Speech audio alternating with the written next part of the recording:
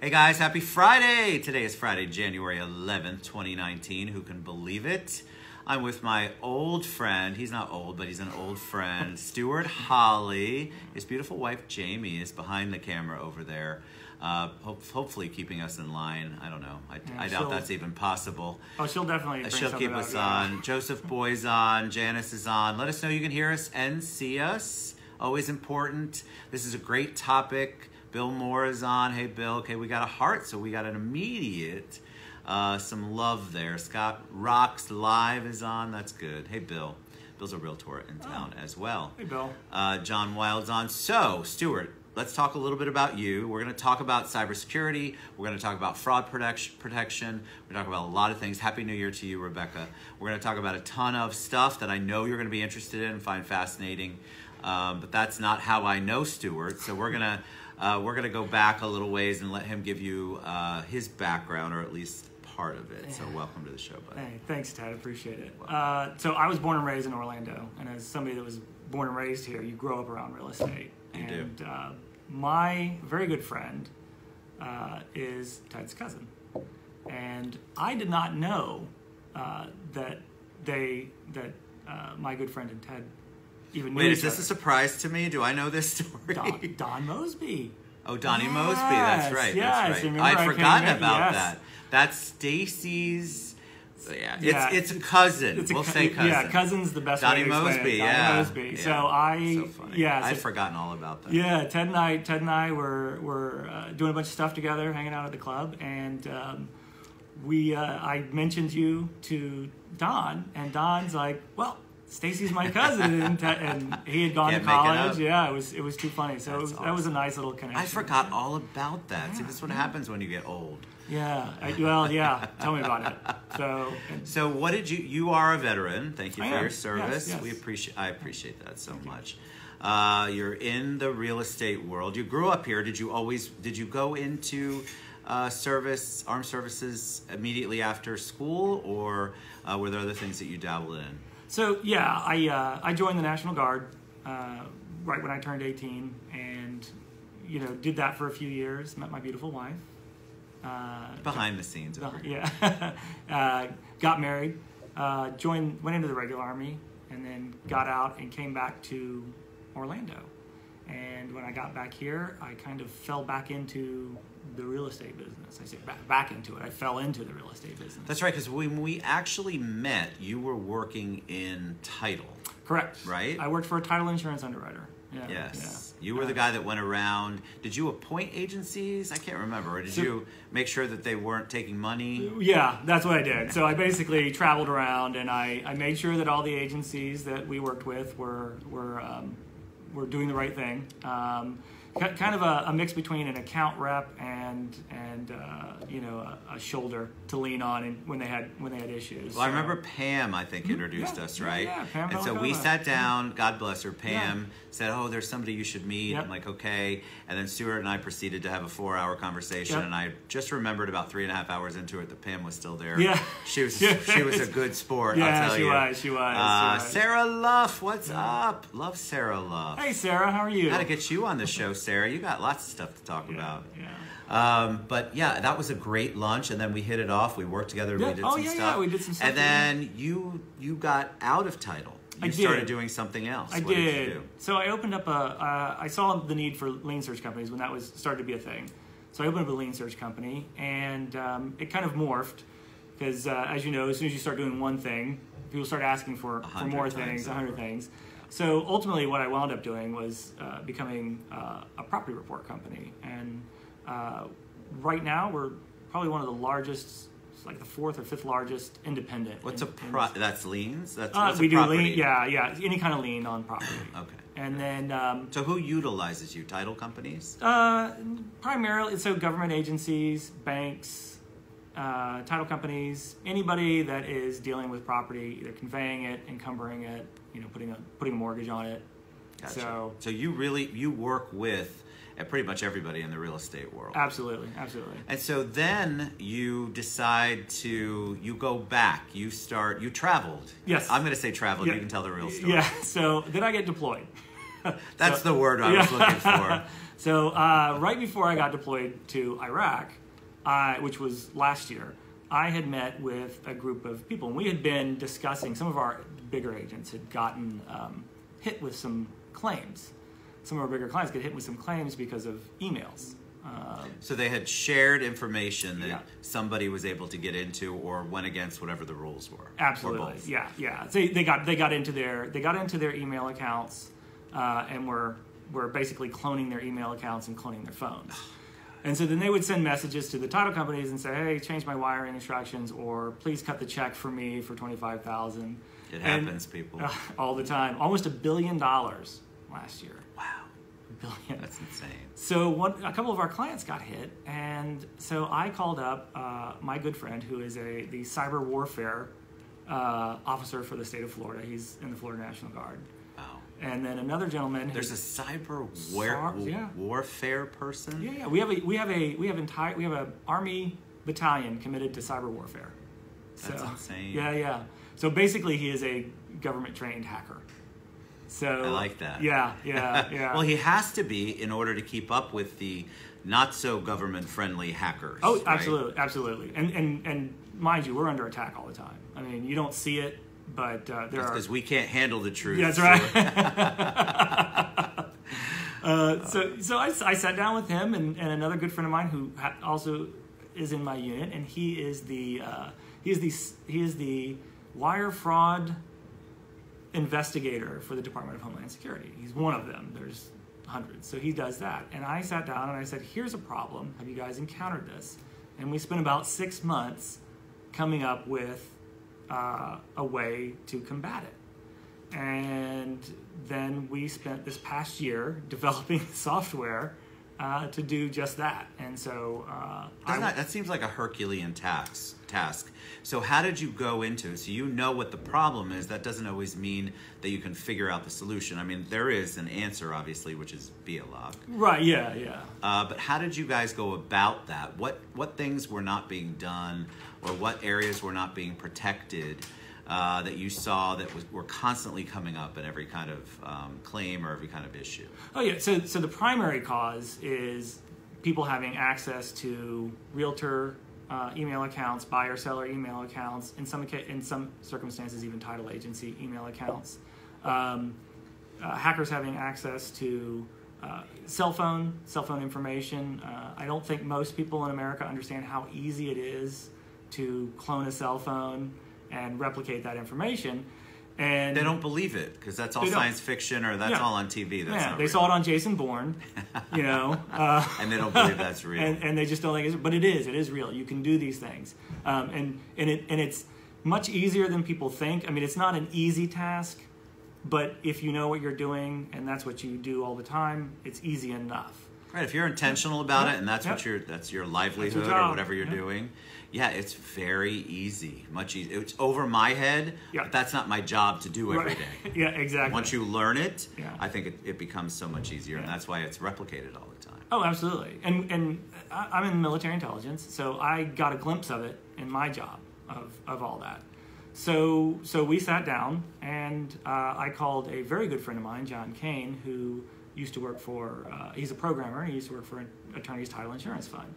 So I felt like what I had was the brain trust. I had a cyber warfare guy, a hacker. Right. I had somebody that was a specialist in wire fraud, and I had a programmer who was familiar with the title insurance and real estate industry. So we all got together and started throwing ideas around, and ultimately we were able to come up with this solution, which kind of interdicts the wide open, I'll call it the Wild West of the internet. It's totally the Wild West. the email accounts and the messaging websites and things like that.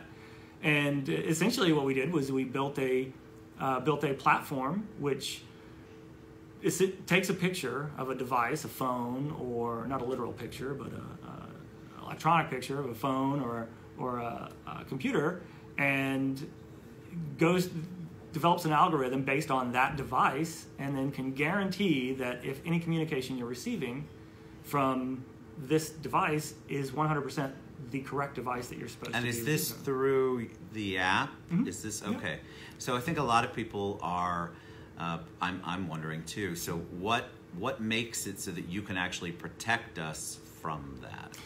So yeah. I mean, because honestly, all I'm thinking, we talked about this initially, was that, okay, if you can do it to protect me, isn't somebody out there trying to figure out a way to unprotect me based on how you're protecting me? Oh, yeah, no, absolutely. So what we do is we install our app, and it runs continuously on your cell phone, your tablet, your desktop computer, and just recently we were able to do it on websites now. Really? Yes. So this app runs continuously, and it's constantly taking metrics for your device. And I don't mean, and you'll hear with multi-factor authentication, you hear things like velocity, which means, how fast the phone is moving. Or you'll hear things about, location, geolocation, things like that. Well, those are only a few factors. There are a lot more things. There's firmware. There's serial numbers on CPUs. All kinds of stuff on your phone and your devices. And nobody knows that, nobody, right? No. Yeah. We don't pay attention to that. And I only have to give my serial number when I have to call them, right? And then they have to walk me through for the 90th time how to get to my serial number. Exactly. Yes. So we don't think that that's an issue. We don't believe that because we don't know it, we don't think other people will really know it and access it. Correct. Yeah. It's 100% true. And so what we do is our software takes a picture of 53 different points on the phone, which no other cybersecurity software does that. Most of these two-factor authentication, they're looking at 3 or 4 different things, all of which can be replicated. For example, I think Bill had said something about spoofing a number. 100% accurate. I have now, I don't know if you guys can see this, this is my Apple Watch. It has a different phone number, but if I call you from my Apple Watch, it will look like my cell phone number. Is that what spoofing a number means? Mm-hmm. Yeah. So it's kind of replicating. It looks like it's coming from one number, but it's really not. Exactly. And so these are the types of things that the multi-factor can't your common multi-factor can't differentiate. They don't catch. Yeah, they won't catch it. If I've cloned your phone and I'm roughly in the same area with you where you are, within 20, 100 miles, it'll give it a pass. However, what we do is we look at hardware, we look at the CPU, we look at these 53 different things. And the level at which, so I could take, for example, I could take your phone right now, clone it, and be sitting right next to you, and our software would know that the phone that I have is not the phone that you initially registered. That's powerful. But let me ask you something. So I think people would think, and wrongly so, why would they care about Ted Bogert, XYZ Realtor, XYZ business owner, loan officer, whatever it is you want to think I do? Yeah. Why would they care about me and what my data is? Yeah. So this is the big thing, because people think, well, I'm not the important person. Right. Here. I'm just a loan officer. Nobody's really watching me. But the fact of the matter is, they are, and they're not watching you specifically. So they're not going out and saying, hey, I want to watch Ted. What they're doing is they're saying, I want to watch all mortgage and realtor people in Central Florida, right? And they have very complex algorithms that simply go through and read emails. So it's not a person sitting there, and you'll hear this, oh, they read your email. Well, it's not a person reading your email. It's a piece of software reading your email. God, that's scary. And it's looking for key terms, wire, funds, check. Social security number. Yeah, personal information. I need your social. So when we think we're being crafty by sending our social security in like 4 or 5 different, 111, and then send another email 555. You're not doing any. You're not. The software knows. Right. And so it flags all these, and then you go in and you go, oh look, Ted's requesting that the wires be sent over to Bank of America, this account number. Well, let me just send another email and change the account number, and it'll typically show up, from Ted. Oops, sorry, I got the last 2 numbers wrong on that account number. Make sure it goes to this. And do they? That's very funny, Bill Moore, by the way. Clone Ted's sport coat, not possible. I love you. Yeah. But I think that, so for me, for example, I've had the data breach, right? Because we hear about that on the big level. Exactly. But it really does happen not on the big level, and when you don't, even if you don't hear about it, it's still going on.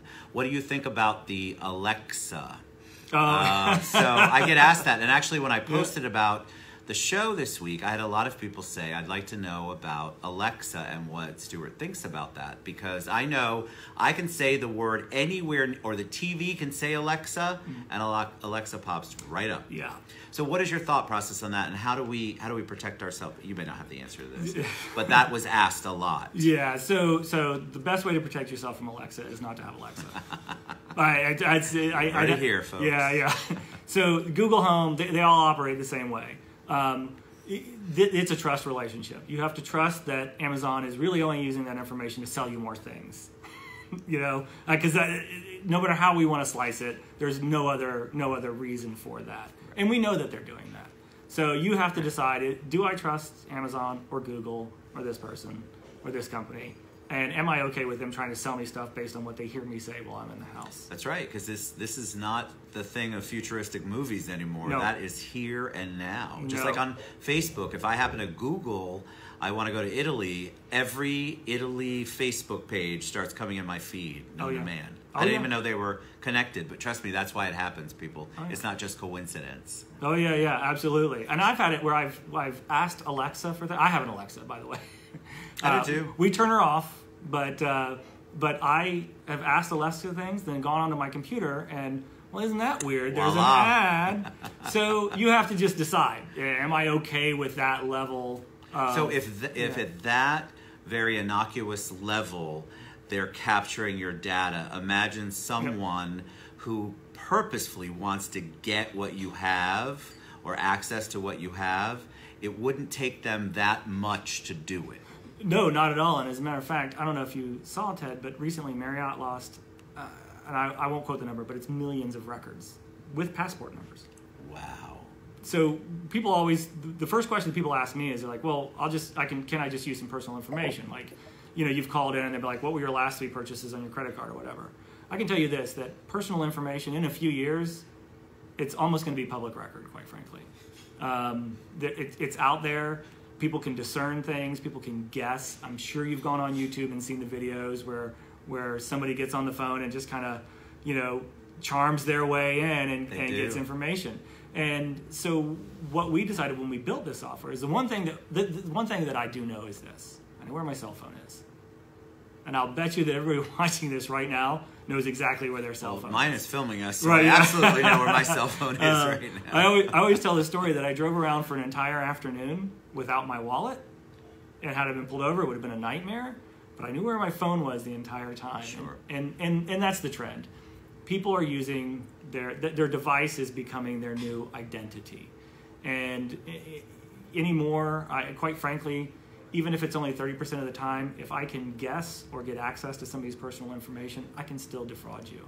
Right. So short of me putting a gun to somebody's head, stealing the phone, and forcing them to give me information, but also stay in the exact location where that phone should be, there's no workaround for our Look product. at Bill. So Bill Morris, he obviously loves this topic. Yeah. Ring doorbell and interior security cam shared client data to Ukraine developers. Known to eavesdrop is what I think the rest of that's going to be. Yeah. That's the scary part. So you think you're in this protected world. Yeah. And we're talking, I mean, the software has many, many platforms that it can be used for. Sure, We yeah. developed it, obviously, with the real estate people in mind. But yeah, we're not as protected as you. We're probably not protected at all. I love it when somebody says, well, I've got that, I'm not going to use names, but that big one on my computer. But I haven't run it in 3 years. Yeah. I haven't done any of the updates. Yeah, I'm like, it's not protecting you. Oh, yeah, I'm not yeah. sure it was in the beginning, so Yeah. I'm really sure it's not now after 3 years. Oh yeah, absolutely. And mind you, that only protects against viruses, and Right. that doesn't protect against somebody who's viewing your email remotely.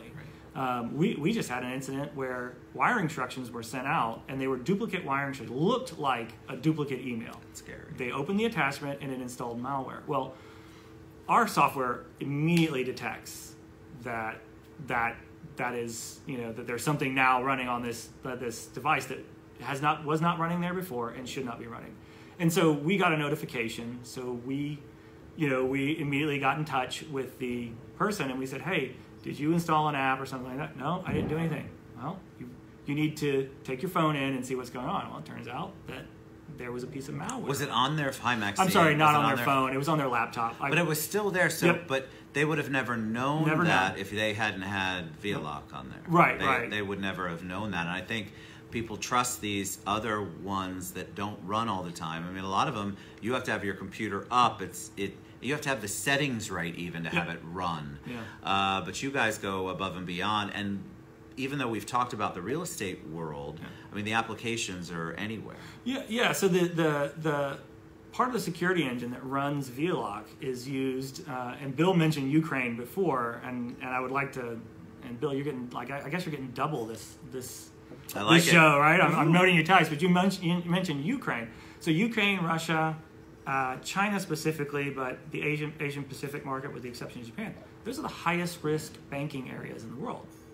And so these are all areas that employ the security engine that we use in VLOC. And to date, it has 100% success rate. That's awesome. And so we're very proud of that. I mean, we're very happy that we were able to do that. And so we have that part in there. So we know that, like, Ukraine is a problem. And so we've already built in things that we know are specific to Russia, Ukraine.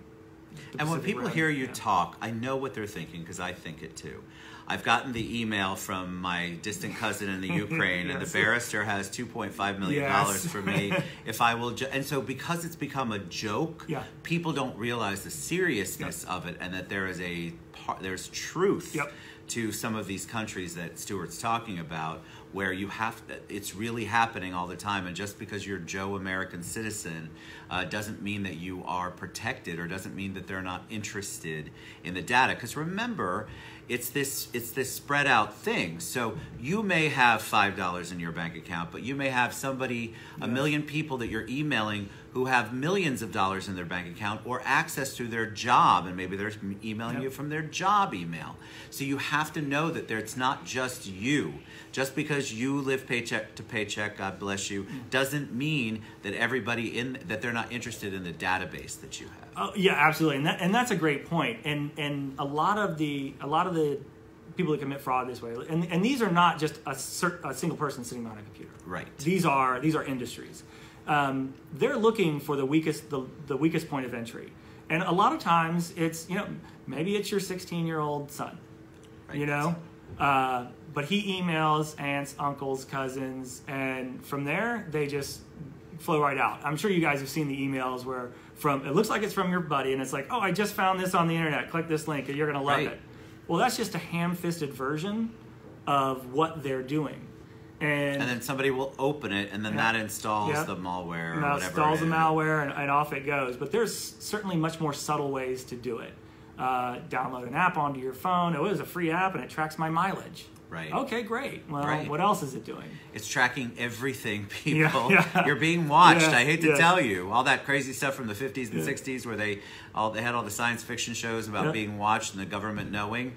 They all know, and now all the other governments know. And that's the scary part. It's not just that our government knows. It's that all the other governments They're keeping track of you. Yeah. So even like people on social media, they think that is not somewhere where someone would go to get information or data, but I tell them they're 100% wrong. Some of the stuff that people share, I mean, if you're going out of town and you're letting everybody and their brother know you're out of town and your house is at risk. There are certain things that you shouldn't do, but we don't think about it because we never think it's going to be us. Correct. And then we get that extra security blanket because, for example, on social media, once you put it out there, maybe you have that afterthought. Well, maybe I shouldn't put that out there. But you will email stuff that you would never put on social media, and yet it's only slightly more secure than you putting it on Facebook. And people don't realize that. And that was one of the other issues that we tried. So aside from like just personal data likely being available to somebody, so we just decided that personal data, if it's not currently completely ineffective, it will be soon because so much is being leaked. So I had a bunch of questions about this, and I had to go on and look what it was before we came on the show. Apparently, Google on the app has something called incognito. Yes. So I clicked on it. It's got this little, really shady-looking guy for the record. Yeah. And apparently, it's not you're not able to track the views that you do. In other words, the searches that you do, Right, yeah. the sites you go to. I honestly don't believe that, but somebody's going to find out a way to get into that and hack that. Right. So the immediate way to handle that is to spoof the Google Incognito. Oh, well, I was using Google Incognito. Was it Google or was it Google? You know, they inserted an extra O, added an extra E, whatever. But more importantly, it's just flat not true. It's not true. You're just not protected. I mean, everything you do is being watched somewhere. You go to a website, they're going to see something. Yes.